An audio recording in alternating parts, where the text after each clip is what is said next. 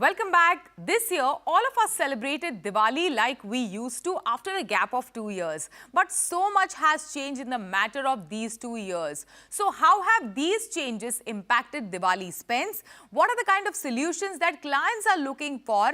To answer this, we are joined in by Amaresh Godbole, who's the CEO of digital technology business at Publicis Groupe India. Godbole leads the group's digital experience and technology agencies Digitas India and Indigo Consulting. His mandate also includes scaling up the Publicis Commerce D2C offering. Let's hear this conversation. Amaresh, welcome to CNBC TV18. Thank you, Shibani.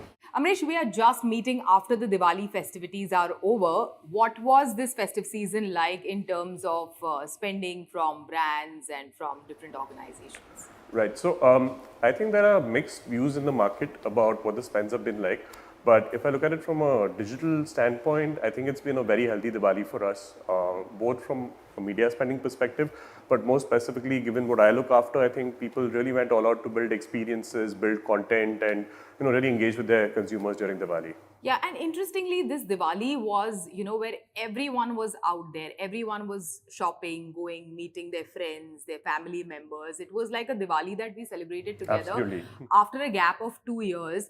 Also, over the past 2 years, a lot of digital consumption has increased. So, how do you weigh in both of these dynamics, and what was it like when it came to, having Diwali on digital?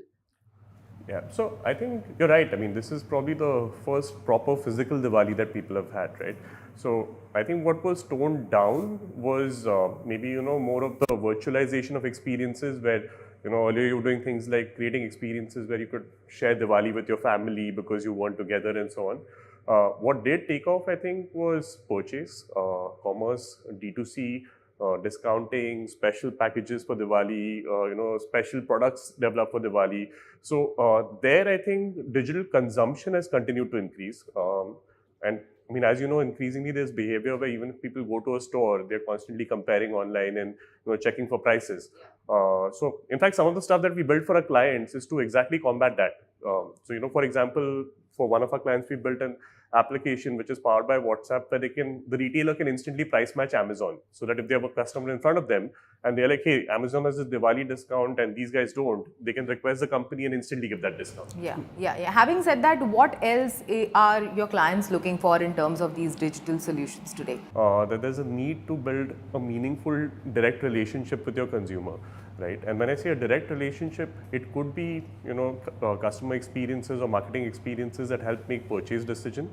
But increasingly, even if you're an omni-channel brand, right, if you're a CPG or a retailer, you realize that if you're going to build for the future, you also need to have a direct-to-consumer presence. You need to be able to sell to them directly.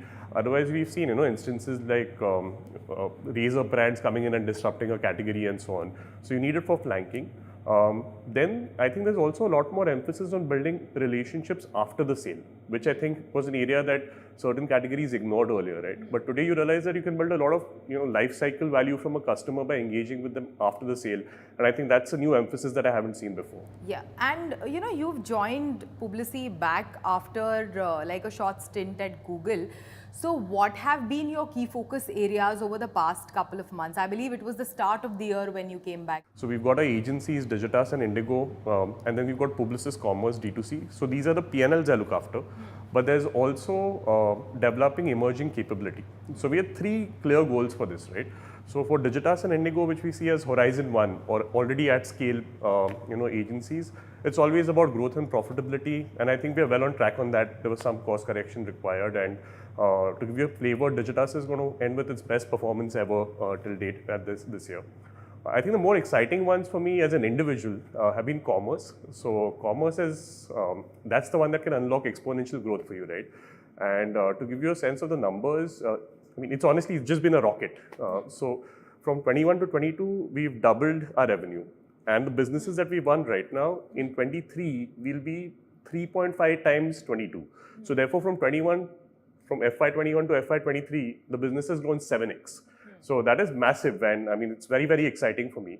And the last one, which I enjoy from a developmental perspective, is emerging capability. So we set ourselves the goal of having capability and proof of concept for Web3 and Metaverse. We had our first India case for Metaverse with Boat sometime back. So that was very, very exciting for us. And now we're engaging on NFT projects, blockchain applications, and that's really exciting. And we've got more demand than we can handle. So right now we're only focusing on group clients. And you mentioned commerce. If you can, highlight or let us know some of the key trends in D2C commerce space that we are seeing. So before I get into the trends, the slight background to this is that till say about a year back, there are pure play D2C brands, right, which have launched over there. So I'm keeping those aside. But if you're more of a traditional CPG player, auto, retailer, you felt that, just being on marketplaces would be enough for you. But then suddenly with fees going to 25-30%, the margin erosion made people realize that, hey, I also need my own brand presence to get to customers directly.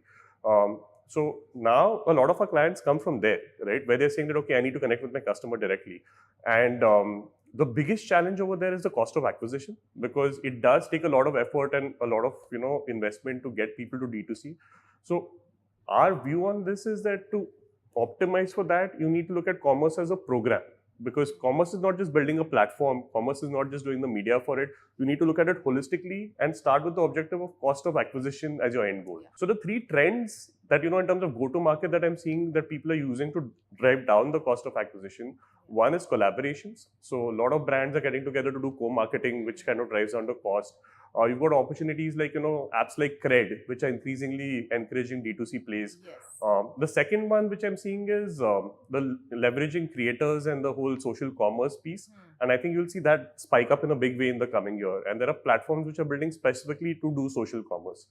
And I think the last one, which I touched upon from a Diwali perspective, was also creating products for D2C or innovative packaging. So one reason that people come online is to get discounts. But what if they could get experiences that are personalized, for example, which you can't do in a store, right? So what is it that differentiates you from the retail experience is what people are thinking about now. That's a great thought. Thank you so much. Thanks for joining us. Thank you so much, Shibani. It is time for a short break. On the other side, we have ad industry veteran Ambi Parmeshwaran, who is launching